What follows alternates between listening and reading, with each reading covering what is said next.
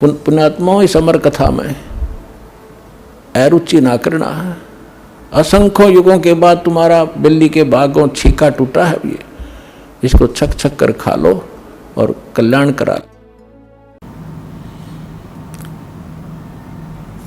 परमपिता परमात्मा, अब जो प्रसंग चल रहा है कि इस सतलोक आश्रम बरवाला के अंदर जो भक्त आ जाते हैं, इनका घना सौभाग्य है। चाहे कोई दुखी आया है भावे, चाहे कोई सुख में आया है, ये दुख उसके लिए फिर एक वरदान सिद्ध होगा, जो दास के इन वचनों को स्वीकार करके और इस पर दृढ़ हो जाएगा। क्योंकि दास का उद्देश्य केवल आपको यहाँ बुलाना और छू मंत्र करके रोग नाश करना नहीं है कुछ। क्योंकि अब देखा भगत ज़्यादा आन लागे, विशेषकर जो दुखी हैं, रोगी हैं, वो सुन लेते हैं। कोई कह देता वहाँ जाओ, जाते ठीक हो जाओगे। यहाँ आते हैं कई भगत तो कहते हैं हमने तो बस यो ठीक कराना है, नाम नूम ना लेना। होता कोई बात हुई या सिर में दर्द करना हो हमारे भी, तुम यहाँ पर यहाँ आने से पहले ये सोचकर आया करो, यदि आपने मोक्ष प्राप्ति करनी है तो आओ, यदि आपने रोगी नाश करना है तो हॉस्पिटल बहुत बड़े हैं, वहाँ जाओ। परमात्मा हमारा मूल उद्देश्य है, जो असली सौदा हम करते हैं वो हमारा सौदा मोक्ष प्राप्ति, जन्म मरण का रोग नाश करना है। और जो अन्य संसारिक और शारीरिक कष्ट या मानसिक पीड़ा, ये तो हम रूंगे में देते हैं आपको, रूंगे में। अगर सौदा करोगे तो रूंगा मिलेगा, ना तो मिले नहीं। रूंगा क्या होता था पुराने समय में? पैसा नहीं होता था गांव में, कनक से ही गेहूँ चने, किसान जो है जाति में दास का जन्म था। तो हमारी दादी जी लेती थी, कभी कोई सब्जी बेचने वाला आ गया, कोई प्याज बेचने वाला आ गया, फेरी लगाने वाले, कोई टिंडे बेच रहा है, कोई आम बेच रहा है, कोई कुछ भी। तो वो क्या जैसे एक बेला, एक कटोरा गेहूं का भर लेती और जाके उससे पूछती, भाई ये कैसे दिए थे ना टिंडे? वो कहता, ताई गेहूं के 2 बार देता हूँ, 2 बार। तो गेहूं एक पलड़े में डाल लिए, गेहूं के बराबर 2 बार टिंडे। जो सौदा करना था तो दादी जी के झोड़ी में डाल दिया। फिर मेरी दादी जी कहती थी, भाई रूंगा और दे। वो उठा के एक टिंडा और दे देता, ना भाई और दे, एक और दे देता छोटा सा। दादी जी राजी हो जाती। यानी सौदे से नारा जो एक्स्ट्रा बेनिफिट था उसने रूंगा कहा करते। और रूंगा उसको मिलेगा जो सौदा लेगा। या सोच लियो अड़ान तो पहले, हमारा सौदा है जन्म मरण का रोग नाश करेंगे, सतलोक ले जाएंगे, सत भक्ति प्राप्त करनी है तो यहाँ आया करो, ज्ञान सुना करो। हम भक्त जो अपना अनुभव बताते हैं उससे पहले कम से कम पौना घंटा यही बताता हूँ, भक्ति करो, भक्ति बिना बात बने नहीं। और फिर तुम इस भाव से आइयो, हमने मोक्ष प्राप्ति करनी है। और पुण्यात्माओं देखो, यहाँ तो दोनों हाथों में लड्डू, एक मंत्र लेकर प्रथम मंत्र उच्चारण करके वहाँ बैठ कर उच्चारण कर फिर भी मृत्यु होगी ना, आपको मनुष्य जन्म गारंटीड है। ये भगवान का कहा वचन समझ लेना।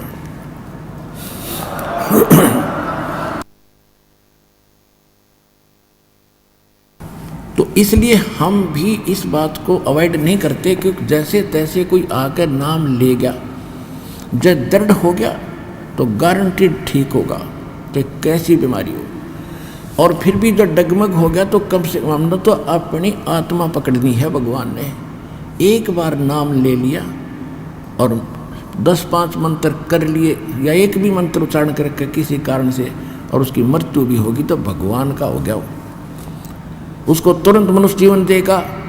और अब विश्व में ये ज्ञान फैले ही फैलेगा, वो आत्मा चढ़ गई लाइन पे, अगले जन्म में उसका मोक्ष कर देगा। भगवान परमात्मा ने तो अपने लाल इकट्ठे करने हैं।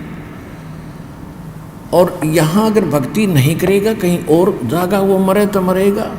मनुष्य जीवन उसे ना लाख जन्म भी ना मिलना फिरता है, क्यों भक्ति करे नहीं रखी। तो यहाँ दोनों हाथों में लाडू, भगवान जब सच्चे दिल से भक्ति करोगे तो स्वस्थ भी होगे और मोक्ष भी मिलेगा। और वैसे भी अगर नाम लेकर किसी कारण से, क्योंकि नाम ले गए 10-5 दिन, महीने 2 महीने भक्ति कर ली और फिर आस्था हट गई, किसी ने बका दिया, क्योंकि यहाँ आने के बाद घने मिलेंगे आपने ये जादू तंत्र करनी है, चलो वहाँ झाड़ा लगाता ठीक हो जाता है। यहाँ आते हैं भक्त बताते हैं, लाते हैं कि इसको ऐसी बीमारी थी या कैंसर थी इसके और ठीक हो गया था। अब तीसरी बार आया, दूसरी बार आया, जब कति स्वस्थ था का मतलब 90% आराम था। और फिर कोई रिश्तेदार आ गया कि वहाँ जाते ही ठीक हो जाता, उसको लेके झाड़ा लगा दिया, वैसी स्थिति फिर होगी तीसरी बार आया जो। अब बता के रोऊँ उसने, के कहूँ मैं क्या कहूँ?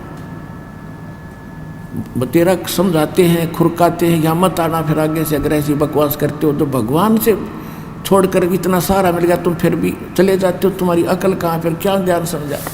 तो न्यू मार खा जाते हो तुम। अच्छा, दूसरी बात यह है,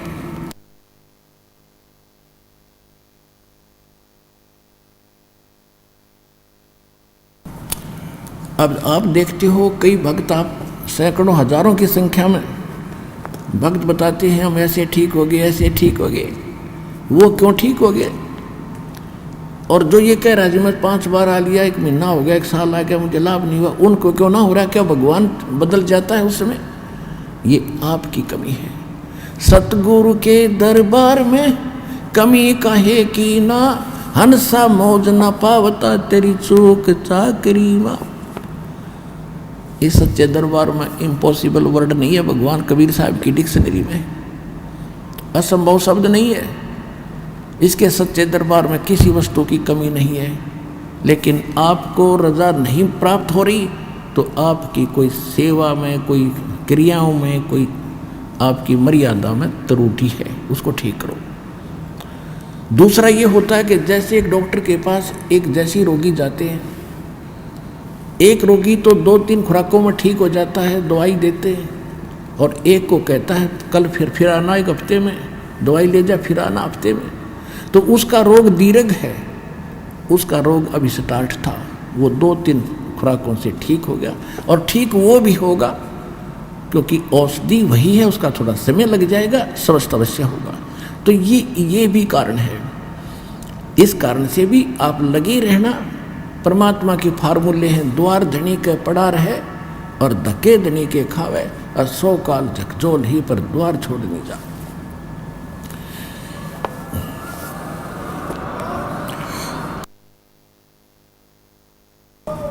तो इन फार्मूलों को अपनाना पड़ेगा अपने। फिर क्या बताते हैं? धीरे धीरे रे मना, धीरे सब कुछ हो, माली सींचे 100 घड़ा, भाई ऋतु आए फल हो। एक ये फार्मूला है कि धीरे धीरे रे मना, धीरे सब कुछ हो, माली सींचे सैकड़ों घड़े पानी के, और समय आए फल हो। जैसे एक आम का पौधा बीज बोया माली ने, और उसमें जब तक वो पेड़ नहीं बनता उसकी सुरक्षा भी करता है, उसकी सिंचाई भी करता है, सैकड़ों घड़े पानी डालता है, तो वो उस प्रोसेस का मास्टर है। उसको अविश्वास नहीं होता, उसको पक्का दृढ़ विश्वास है कि इससे यूँ आम पेड़ बनेगा, और जब ये पेड़ बन गया तो इतने फल देगा, लदपद हो जाएगा। इसी प्रकार आपका यो भक्ति रूपी, सत भक्ति रूपी, यथार्थ भक्ति रूपी पौधा आम का बीज ईब बुया है। आप जब से यहाँ आए, अब इसकी सुरक्षा और आप इसकी संभाल करो, सिंचाई करो, सेवन करो, मर्यादा में रहो, बाढ़ बनाओ, इसकी रक्षा करो और भक्ति करते ही रहो। एक बार इसने थोड़ा सा समय दो, उबड़ दो आपकी भक्ति, और बनन दो इसको भक्ति का पेड़। फिर देखना फल लदपद हो जाओगे, आप भी खा लोगे, रिश्तेदारों को भी पहुंचा दोगे, तो भी ना खत्म हो, इतना सुख देगा। फिर तीसरा फार्मूला ये है, जैसे आपको बहुत बार बताया है कि भगत भी आपस में बताते हैं। एक बहन आया करती थी, सन 2005 से उसने नाम ले रखा था, संतान नहीं थी, और लगभग 15 वर्ष शादी ने भी हो गए थे, लेकिन उसको ज्ञान गुण से कति समझ में आ गया था इस बात का कि अगर होगा तो कदे सुनाई यही होगी, ना हो नहीं संसार में। तो उसको बार बार कहा जाता बेटी विश्वास रख। कहते हैं कभू तो दीन दयाल का भनक पड़ेगी कान, तो वह भी दर्द रही। तो इकट्ठी 2 लड़की दी उसको, 2 लड़की बालक ने 40 साल की उम्र में। अब 1.5 साल के बाद अब फिर इकट्ठे 2 लड़के और हो रहे उसके, वह कभी इंटरव्यू फिर देगी, आई हुई थी लेकर के। अब 2 लड़के फिर दे दिए। मगर बेटी हाथ जुड़वा देगा तेरे संतान की, तने बस करना पड़ेगा। तो इस तरह की डिमांड रखते हैं, आशा लेते हैं, तो उन्हें दर्द भी होना पड़ेगा और ये फार्मूले अपनाने पड़ेंगे। फिर देखियो क्यों करना हो जाए। एक भगत आपको बता रहा था इंटरव्यू में, पता नहीं कहाँ भक्ति करते थे। 2 लड़के थे, एक कैप्टन था, एक और अच्छा लड़का था। दोनों की मृत्यु होगी, कई लाख रुपये लग गए बीमार होकर के।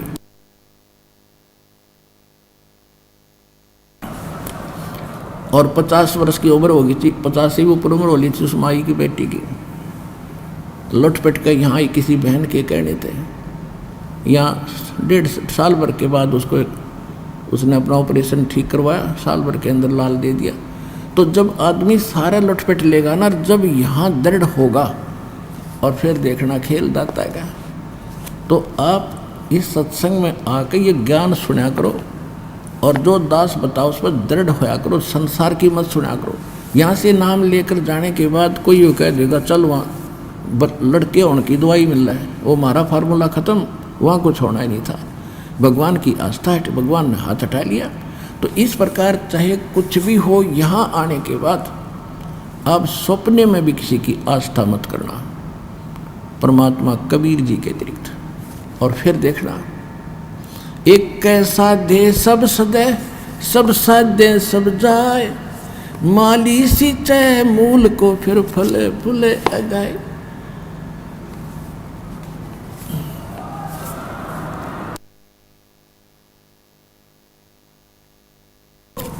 तो एक ये फार्मूला है कि राम नाम रटते रहो जब तक घट में प्राण, और कभू तो दीन दयाल के भनक पड़ेगी कान। मतलब इस श्रद्धा से आप यहाँ आओ। और फिर दूसरा ये उद्देश्य रखो कि मान लीजिए किसी भी कारण से त्रुटि तो हमारी ये रहेगी और परमात्मा वो स्वस्थ ना हो सके और मर गया, मृत्यु भी होगी, तो मनुष्य जीवन मिलेगा। मनुष्य जीवन का मिलना कोई बालकों का खेल है। ये तो असंख्य जन्म हो गए, मृत्यु असंख्य जन्म, और ये तो होगी आज ना तो कल होगी। जैसे आज कोई मृत्यु को प्राप्त हो रहा है 50 साल की उम्र में, अब उसको बड़ा बुरा लग रहा है, क्यों क्या सोच रहा है कि और 10 वर्ष जी जाता, और जो शेष बचे हैं वो कौन से सदा रहेंगे, 10 साल बाद से उनकी टिकट कट लेगी, यहाँ कोई रह नहीं सकता। कबीर साहब क्या कहते हैं,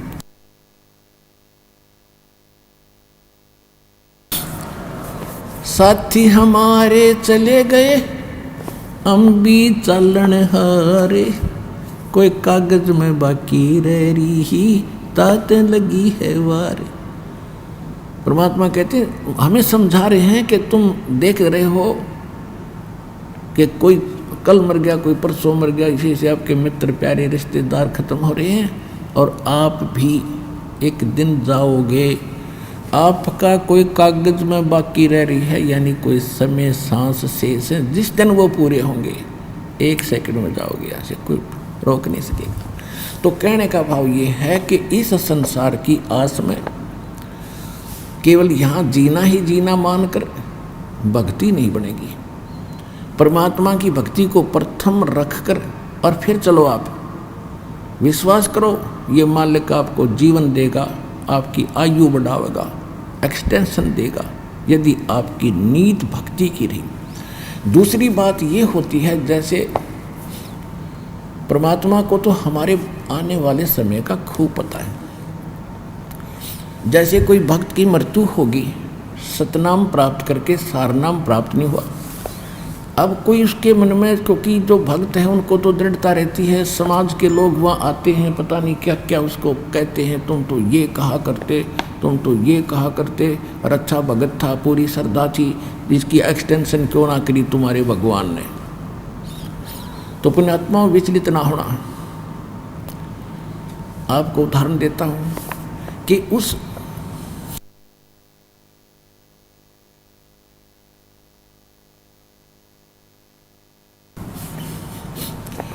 भगत के कुछ आगे चल के ऐसे कुसंस्कार होते हैं कि सार नाम प्राप्त करके भी उसमें कोई दिक्कत आ जानी थी, और उसमें फिर ये नहीं सफल हो सका था, तो इसलिए उसका उसी समय परमात्मा ने अपनी कृपा से ही उसका अंत करके दोबारा जीवन देते हैं, और फिर नए सिरे से उसको पार करते हैं। अब तो ये भक्ति युग शुरू हो गया, हजारों वर्ष ये चलेगा। अब तो कोई धोखा है नहीं, मोक्ष नहीं, मृत्यु होगी तुरंत मनुष्य जीवन 10वें महीने आ लेगा यहाँ पर।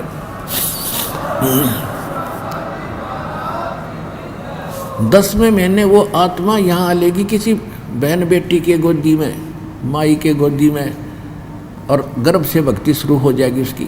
दास के पास उदाहरण है, ऐसे ऐसे भक्त, क्योंकि दास ने 20 वर्ष हो गए लगभग इस उपदेश देने की आदेश प्राप्त हुआ, उस समय से देख रहा है कि कुछ ऐसे भक्त सार नाम प्राप्त करके भी बिगड़ गए और छोड़ गए यहाँ से, और नकलियाँ गज्जा फंसे, तो वो कुमार्ग था। तो इससे पहले अगर वो पहले मर जाते वो अच्छा था इस नाशकरण तो भक्ति का। तो परमात्मा अपने भक्त हंस के लिए जो ऑपरेशन आवश्यक होगा वो अवश्य करेगा।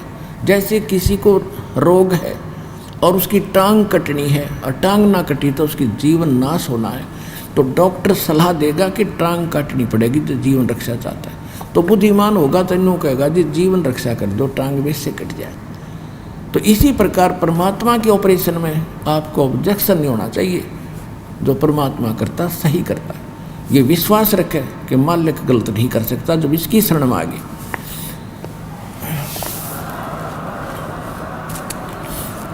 जैसे एक डॉक्टर के पास आप पहुंच के, तो वहाँ डॉक्टर की चलनी चाहिए, मरीज की नहीं। जब मरीज चला होगा तो ऑपरेशन फेल हो जाएगा और वो जीवन अपना हाथ धो बैठेगा।